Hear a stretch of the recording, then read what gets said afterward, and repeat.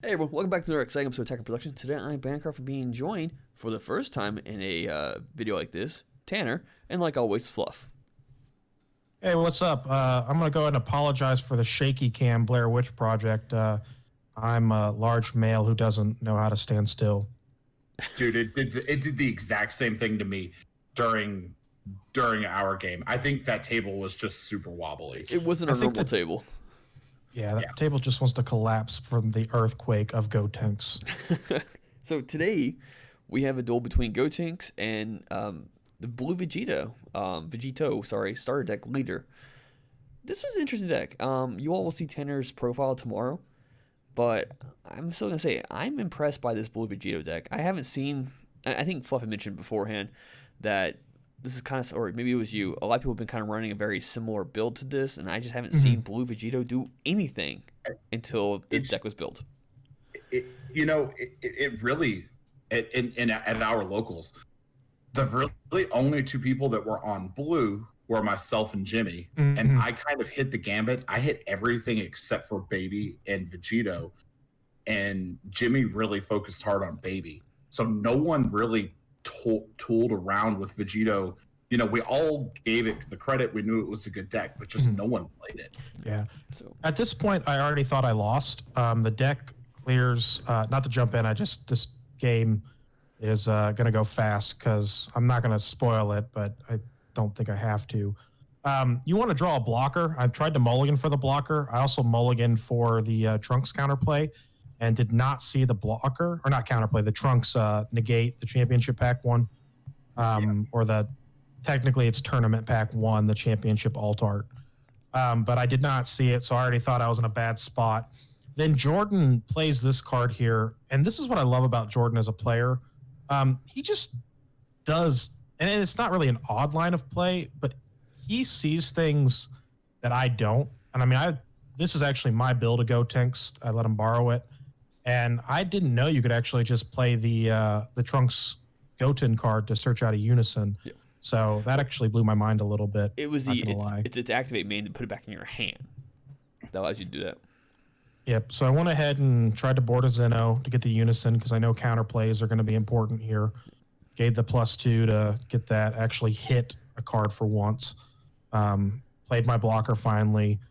Top deck, if it's a battle card, it gets revenge. So I'm hoping that maybe I'm gonna hit some equilibrium and maybe get to my turn 4 or 5 and have the ability to pressure. But anyway, sorry, Fluff. I know we had actually talked about this, like when the three of us were doing the starter decks. Like the leader's good. Absolutely. The leader is one of the most ill-paced. I think the only other leader that I think paces different, like more weirdly than this, is the set 10 Trunks. But this leader can just put itself in a position to just awaken. And then your opponent has to commit additional resources. Unfortunately, I believe Gotenks is one of those decks that under normal circumstances would not have to commit those resources to deal with it. Absolutely. Go ahead. Yeah. But Jordan... Yeah, but go ahead. Sorry. No, that's okay. Jordan has this. When people play card games, you can kind of tell what kind of person or what type of deck that person tends to gravitate towards. So, like, for me as a player, I gravitate towards control. I play aggro decks as control. Bancroft likes to negate and kind of control that way. Prison. Right. I mean, he just really favors that. You favor kind of the punish the battle step type of game. Jordan really finds aggro, and he favors aggro. So when you give him a deck like Gotenks, he's going to play it more aggro than control. It's funny you say that because in our duel probably here in about another 3 minutes, I know we're recording over it, Jordan goes to me or looks me dead in the eye and goes, "Who would have thought 2 Pan players would be playing this matchup?" Yeah. And I was like, "Yeah, it's true." But this shows, and I guess this shows like the aggression because he boards the Frieza Unison over the Goten Unison. Yes. And that took me off guard. Freeze is actually Because not a bad one because of the crit element to it. Oh yeah. But here's I'm waiting for the 30-second mark, 30 more seconds, because you do something, and I want to help you learn how to beat this deck a little bit better. Mm-hmm. When you swing your Zeno, you're going to swing into his lead. Right. You should have swung into his Unison. And tried to triple strike. Yeah, they have no defensive step. So for future, anyone who wants to find ways to help beat Goten, and you're playing this particular deck, swing at the Unison of your Unison. Give it triple attack. Mm-hmm. 3 markers hurt. My thought process was I saw a Gotenks in life, not in life, in mana, and then I saw that he boarded the Frieza. So my assumption was that he had another Goten, and I'd rather make him pay to put it out there than me let him put it out there next turn. But I think I definitely think that's a good plan, because especially with the other Unison, you are absolutely right. You got to control that Unison and not let them run away with it. Well, even with this one, if he did his -2, it stops you from attacking with battle cards pretty much, unless you sack a battle card. That's true. Yeah. Yeah, I decided to counterplay that to force him to expend energy so he couldn't go into his Gotenks. Time you did that to him too. And it's not only sack a battle card, it's sack a battle card with an energy cost of 2 or more. Yes. Which is really uncomfortable for Vegito or Blue in general to accomplish. Wait, does that say 2 or more? Yes. Yeah. Oh, well, then this game's null and void. I mean, it was null and void when we sat down, but isn't Gokul 1? No. So if the Frieza is a -2 Oh, effect, I was talking about me. Oh, okay, my bad. No, I'm saying had he been able to do that, it would have basically ripped all the aggression out of your Vegito deck. Because there's no really good 2-drops in the deck. And the battle cards worth attacking with are 4. You guys are about to enter turn 4. You've got a 1-drop on field. So where do you come up with a 2-drop to sack? I see what you're saying. Right. Yeah, I see. Okay. Sorry, my bad. You're talking about the Unison, which the 3 of us have kind of debated what is the best sort of the supporting Unison to run. And Metacooler, I actually bought my set of Metacoolers just in case, and I think either or could be good. And then he counterplays my blocker. I mean, I really like. Oh, go on. Oh, I was just gonna say I tapped his Gokul so I could attack it, but don't know if that's the right call. But go ahead, Fluff. Sorry about that. Frieza feels really good in this deck, because the deck's already aggressive. Cooler gives you draws, and it gives you additional aggression. Gotenks already does that really well.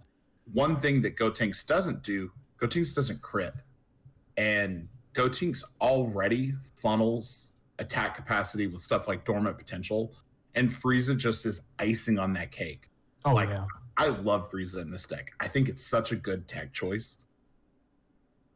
I like the Frieza a lot. I mean, it shows how poor of a player I am, or the fact that I'm in Michigan and don't play very much. But the first time Jake used that Frieza in his Ginyu deck and did the minus or the +1, blew my mind.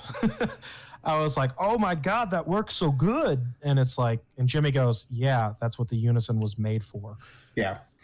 Yeah, it actually really is. And I was on Ginyu for a while and hadn't even really considered this. And maybe that says a lot about me as a player, but I hadn't even considered that for this deck or for Ginyu. Yeah. So it's so good. It is really good. It's So I see that Roshi in the drop. That's always a bummer. But he has nothing else, so I know I'm all right for now. And then I'm thinking to myself, hey, he's got a Frieza that's a 5-drop. I go Unison to Gokul, so if he wants to get rid of it, great. I'm not losing too much. I don't need to apply the triple strike with a 9,000. Fluff and I, you and I have talked about it, where Zeno and a triple strike just doesn't feel good. Yeah. With 19k triple, it's easy to combo out of, especially when you have a book for a hand with Gotenks. Yep. Go ahead and go lead. I think just to get the draw at this point. And he combos out. So I'm going to play this out real quick. I think the main difference between my Gotenks and your Gotenks is that you play Zarbon. Yes, yes, I yes. think that's the only thing. So instead of Zarbon, I play one right now. In the main deck, not including sideboards, I play one of the 5-drop Gotenks for additional unison pressure, and I play Mhm. one of the champion Gotenks as a quick play Gotenks. Yeah. To be fair here, people may wonder why I'm -5 to put that charismatic villain back in, but I know I'm going to play, or I would like to be able to play something. Um, or at least I think that's what my thought process was. And I knew if he boarded another charismatic villain with that Zarbon on the drop, if he had Celex in hand, the game was over, Yeah, Yeah. which I believe he does. I think I've seen in his hand as he kind of pans through it. The things Yeah. though, you don't really want to play Celzino until turn 5, Right. unless you could guarantee that hit to go through, Yeah. because you don't get to choose 3 of your opponent's cards unless you have 5 energy, if correct. Oh, that's and I saved that. That was the card I was talking about. I saved from turn 1 because I figured it would be great to Yeah. maybe force him to expend resources out. Yeah, and that's okay. That's what I thought. So I felt justified in my play there. Because if he had those charismatic villains next turn, and I agree, you want to save it till turn 5, but even one swing quad strike isn't bad. Yeah. Especially when I'm tapped out. Now you are playing blue, which a lot of times you would think like, oh, I'm tapped out. It's going to turn 4 against Gotenks. I have 4 life. You're in a pretty rough situation actually. But with this blue, if I'm correct, you have a Dimension Magic in hand, which does help you out a lot for this does turn. help. Yeah. Because Yeah, outside, blue is really resilient. It's just the question with blue versus Gotenks, and this is the way that I've kind of read the Gotenks match against blue, is can blue be consistent enough in its pressure Yeah. to out resource and out position the Gotenks player? Yeah, and Jimmy always hates phrases like these, but he's not here to give me shit. So, I am not a blue player. It doesn't. That's the main reason I even wanted to play the deck. We talked about the leader. I thought it was really good. It's not my typical play style. At least I don't think so. So I really wanted to just enjoy playing something different. Yeah. And I think this deck, and I think I said it in the profile, this deck in the hands of a better player, or this deck in the hands of somebody who prefers the more kind of control element, I think would be exceptional. I think in your hands, Fluff, especially, like that's somebody I think of, or, Bancroft, if you decided to go to the dark side and play blue, like that's who I could see playing blue well. I just realized you tried to play Trunks, but you're like, oh wait, I can't. Yeah, I forgot he had deflect. Oh, also, Vegito- I don't play Zamasu either. Sorry. Oh yeah, that's fun. I like Zamasu. The Vegito plays very similarly to Soul Striker without the ramp. Mm-hmm. So Soul Striker is probably a little more what's the phrase? Fragile. Yeah. Vegito's probably a little more defensive because if you lose battle cards, you get a little bit of energy recovery, and I think you get to draw. So it moves a little bit faster in resource and probably is a little more hardy, a little more difficult to take care of. Whereas Soul Striker can just hit fast and hard. Mm-hmm. Having that super combo tap down his freezes probably would help you survive this round, because he could have actually, after that swing with the Frieza, he has a super combo from what I can tell in his hand, and then he could also put Ribian as well. Yeah. And he could have paid 2 from the looks of it to bring Zarbon back to the field and just continue pushing pressure on you.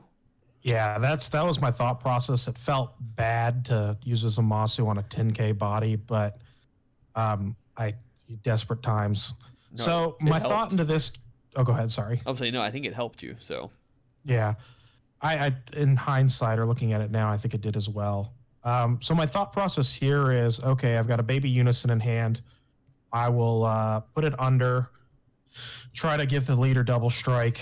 Then I will play the Goten Unison, because I don't know how this game works. I'm going to try to Can I ask why you didn't swing at that first? Do you know? I thought I had a baby in hand. I don't know. I think at this point I overwhelmed myself. Okay, yeah. Another good reason to not do that is in case Jordan's on a dormant potential. Yeah. So being dormanted without, on just that single strike pretty much ensures that Tanner can't kill in this turn. Gotcha. So if he's reserving those strikes for things that hit hard. Yeah, and that goes back to my misconception of the Vegitos. I thought it was activate battle for the turn, but it's just for the battle. So my thought process was I need to get 2 triple strikes. He's at 6 life. So I'm going to, like you said, Fluff, I'm going to swing with the Gogeta and at least try if he does have a dormant. Well, I think I go leader first because it's the double strike and I want the draw for combo power. And is he at 5 life at this point? He has 5, yes. Yeah, so I get it may be giving him resources, but he's got plenty to deal with, so I don't really need to worry about it. I'm not going to lie, I top decked a bean here. I didn't do my counting very well. So the deck, I top decked Jesus stat, but it was that was my thought process anyways, was I'd get to some sort of untap. Now I'm going to do the triple strike. Again, this is where Tanner goes into cheat mode because it's just for the battle. So that was my thought process. Leader swing takes him down to 3. I do have the triple strike. He doesn't take the leader, takes this, going again. I'm going to combo what little I have left. Probably miscomboed here. I think I may have been able to... So let me stop you real quick. Like Tanner has mentioned beforehand, we are aware this was a misplay. Yeah. Gotenks does not retain the triple strike through turn. It's just for battle. So in this scenario, launch with Jordan, combos with, and then when we get to the end of the game, in the battle, we'll talk about the results and how we believe they may or may not have been changed or affected. Yeah. I probably shouldn't have comboed the counterplay, but I'm losing next turn in my head regardless. Because, that. And I'm sorry about the glare as well. We had to record at a different spot this time at our shop. It was a little bit frustrating, but it happens. Yeah. I just gave him the finger gun GG, but I'm going to let him do it to me. Honestly, I almost Hernandez'd him. I let him borrow the deck. I was going to be like, look, buddy, you should give me the win. And that's how you beat Gotenks. So there's your OnlyFans subscription top tip. Bribe the Gotenks player. He played that smart. He reduced your battle card by 1 marker. Yep. Sorry, your unison, so you couldn't use your yada yada. Here's my question: why did you not counter his first attack, his first negate? Because I lost and didn't give a fuck. Because, well, truth be told, your leader strike. It may have bought me some time, but here's what I would think would have happened: is that your leader strike still would have gone through because it counters the counter. You have a triple strike on the board now. Yeah. You swing with the first triple strike. He will probably take it. You swing with the unison. Give it triple strike. You swing again, and then you come with the rest of your hand off, forcing him to get rid of some cards. You may have still lost, but it could have been a little bit better. Yeah. And I agree, and that's kind of the other reason I was excited to watch this with you guys. I did not get no excuses. Jordan played it well, and I didn't. So I'm not trying to take anything away when I say this, but I will say that I did not get a lot of practice with this deck as much as I would have. I kind of went down. I learned a lot of lessons this weekend. I kind of went down I'm going to make Surge Brawly, try to make it a little bit better. So I played a bunch of games with that. And frankly, just the Nick, who's been on the channel, who has a lot of matchups, he's got that deck down to a science, so I hope you guys profile his at some point. We have it up right now. It only had the only changes that he's done in his Surge Broly was that he's added the 2-drop Piccolos. Yeah, he plays it better than I do. The deck has moved to a pure aggro deck. Don't try to play Broly as a mid-range deck. A lot of my builds tried to do that. The deck just needs to beat you into the ground. But anyways, I kind of went down a rabbit hole there and should have just stuck to one deck and practiced it. Maybe I would have seen better lines of play. Now there's a successor. Yeah, I had the funny thing is I did have a Zamasu super combo to at least pretend like I could play. Yeah, but it was a good game.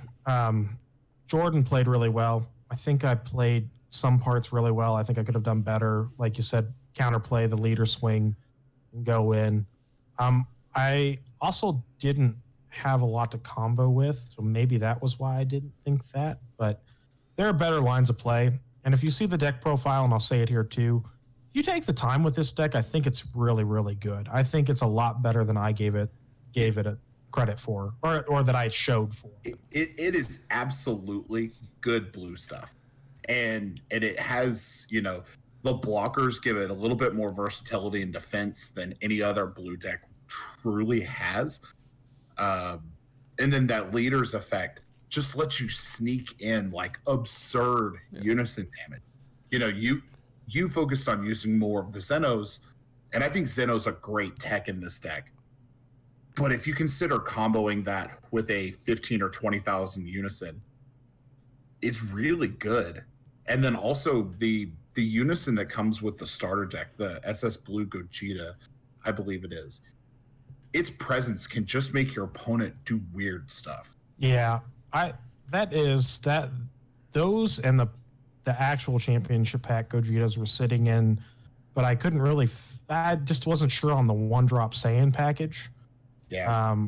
Which, I mean, there are one drop Saiyans. Actually, Sean of all people, there's a set for Gohan. That's a blocker. Yeah. Technically a Saiyan. The other sort of thought process too. On the Zeno, I will say why I think it is underrated. Playing against Red Broly, he went pure aggression. He tried to kill me turn 2. He got damn close. Like, we're talking a card's difference. And realistically, he didn't pay attention to the unison. +2 to go to 7, -5, wiped his whole board, and then from there it was my game. Yeah. He still recovered well because that deck does that, but at that point I had enough resources to sort of swing that back in my favor. So I will say that unison is good. The -5 if it goes off in certain matchups. So go on, Fluff.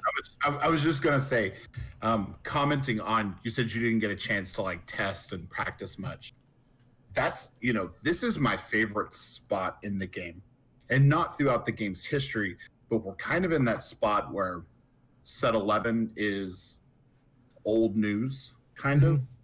You know, people aren't as like gung-ho about only playing set 11. People aren't as gung-ho about only playing draft box. They're not about, you know, what is the strongest deck that I can play? What is the absolute best? And everyone's getting tired of playing tier 1. So everyone is kind of in this spot where they're just playing like random, fun, experimental stuff. And this is my favorite period in a game, where people are letting themselves discover. Like, this weekend was full of a ton of really fun decks. And like, even though like Vegito might be old news to people in other in other locals or in other regions, for our locals, I don't think anyone's ever played Vegito. And it was really cool because you were playing Vegito, but then Sean was playing like a weird Bardock's crew Vegito. Yeah. That did really well. He actually tested with me a little bit before the event on it. And I'm honestly impressed for him being a newer player and experimenting and stuff like that. But this weekend was just, it was a lot of fun decks for being a semi-competitive event. It was a lot of fun decks. Absolutely. So if you've never played Gotenks like Jordan, that is fun the first time. Sorry, Bancroft. No, you're good. I just figured we're pushing 25. The time, yeah. So with that being said, I just want to say thank you all for tuning in. We didn't mention earlier, but, you know, there's buttons. You could click them if you like. They're there for a reason. Tanner, thanks for joining us today, and I hope you come back. I will. Just invite me back, and I'll be there. Do I get to do a fun catchphrase? I mean, do you have one already? Yes, I do. Spend your time learning to cheat. It's easier. Tanner out. And with that being said, Fluff? These views are not shared by those of us with time. Make sure to read your cards, know your plays, and like always, don't cheat. Fluff out.